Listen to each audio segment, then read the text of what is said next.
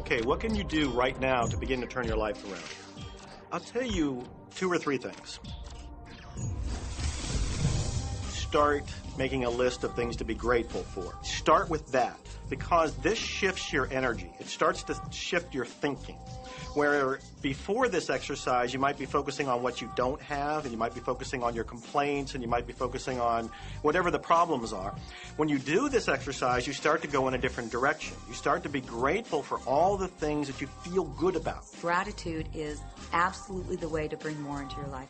Every man knows that when his wife's appreciating him for the little things he does, what does he want to do? He wants to do more. It's always about appreciation. It pulls things in. It attracts support. I've said for many years that whatever we think about and thank about, we bring about. Because that's that feeling that you have to have, you know. And so for me, it's been such a powerful exercise every morning to get up and say thank you. Every morning when my feet hit the floor, thank you. And then I start running through what I'm grateful for as I'm going to brush my teeth and do the things I do in the morning. And I'm not just thinking about them and doing some rote routine, but I'm putting it out there and I'm feeling the feelings of gratitude. Because as soon as you start to feel differently about what you already have, you will start to attract more of the good things, more of the things you can be grateful for. Because you can look around and say, well, look, I don't have the car I want, I don't have the house I want, I don't have the health I want, I don't have the spouse I want. Oh, back up, back up. Those are all the things you don't want. Focus on what you already have that you're grateful for. And it might be you have the eyes to watch this. It might be the clothes that you have. Yes, you might prefer something else, and you might get something else pretty soon if you start feeling grateful for what you have. Another thing that I would suggest that you do right now to turn your life around, and this is so huge that I can't find the words to describe just how powerful this can be for you.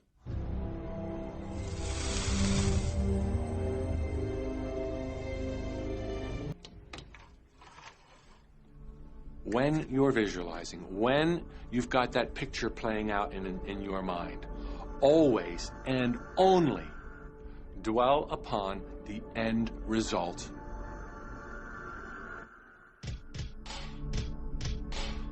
Here's an example. Look at the back of your hands right now. Really, look at the back of your hands. The color of your skin, the freckles, the blood vessels, the rings, the fingernails, the fake fingernails. Take in all those details right before you close your eyes. And then see those hands, your fingers, wrapping around the steering wheel of your brand new car.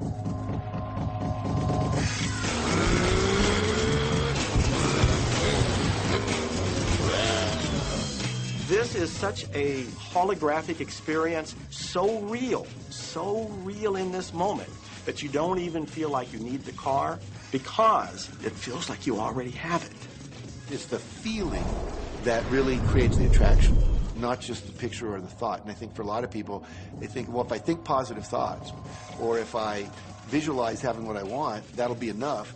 But if you're doing that and still not feeling abundant or feeling, you know, loving and joyful, then it doesn't, from my mind, really create the power of the attraction. This is where the secret actually moves into action. You put yourself in the feeling place of really being in that car, not, oh, I wish I could get that car, or someday I'll have that car, because that's a very definite feeling associated with that. It's not in the now, it's not, you know, it's in the future. If you stay in that feeling, it will always be in the future. Feel the joy, feel the happiness, no matter how silly it seems in that dark and quiet room, and you're going, woohoo! Do it! A lot of people will say, you know, come on, do I have to do that? How bad do you want change?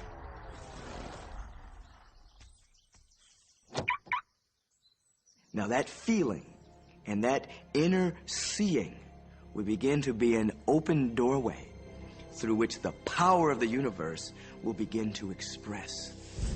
What power I cannot say. I know is that it exists. Our job is not to figure out the how. The how will show up out of the commitment and the belief in the what. The hows are the domain of the universe. It always knows the shortest, quickest, fastest, most harmonious way between you and your dream. If you turn it over to the universe, you will be surprised and dazzled by what is delivered to you. This is where magic and miracles happen. Well, I would say you want to do this virtually daily, but my disclaimer is this should never be a chore. What's really bottom line importance here to the whole secret is feeling good. You want to feel exhilarated by this whole process. You want to be high, happy, in tune as much as possible. The only difference between people who really are living this way and people who aren't, living in the magic of life, is that the people who are living in the magic of life have habituated ways of being. They have habituated this process, and magic happens with them wherever they go because they remember it and they do it all the time, not as a one-time event. People hold that for a while, and they're really a champion at it. And they say, you know what, I'm fired up, I saw this program, and I'm going to change my life. And yet, you know, results aren't showing, and beneath the surface, it's just about ready to break through. And someone will look at the surface results and go, this stuff doesn't work. And you know what? The universe says, your wish is my command. And it goes down. Decide what you want. Believe you can have it. Believe you deserve it. Believe it's possible for you. And then close your eyes every day for several minutes and visualize having what you already want and feeling the feelings of already having it. Come out of that and focus on what you're grateful for already. And really enjoy it, okay? And then go into your day and release it to the universe and trust that the universe will figure out how to manifest it. When I was working with Stone, he said, I want you to set a goal that's so big that if you achieved it, it would blow your mind.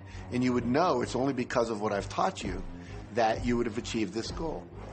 Well, at the time, I was making about $8,000 a year. And for some reason, I wanted something that was really measurable. So I said, I want to make $100,000 in a year. Now, I had no idea how I could do that. I saw no strategy, no possibility, but I just said, I'm going to declare that, I'm going to believe it, I'm going to act as if it's true, and release it. And so I did that. And one of the things he taught me was every day to close your eyes and visualize the goal as if it's already achieved. And I had actually made a $100,000 bill that I put on the ceiling. So the first thing I'd see when I woke up, I'd look up and there it was. It would remind me that this was my intention. And then I would close my eyes and visualize having this $100,000 a year lifestyle. And to make a long story short, I did not make $100,000 that year. We made $92,327. But do you think we were like depressed and going, this doesn't work? No, we were going, whoa, this is amazing. And so my wife said to me, wow, if it works for $100,000, you think it'll work for $1 million? And I said, I don't know. I think so. Let's try it. My publisher actually wrote me a check as a royalty check for our first Chicken Soup for the Soul book. And he actually put a smiley face in his signature because it was the first $1 million check he'd ever written.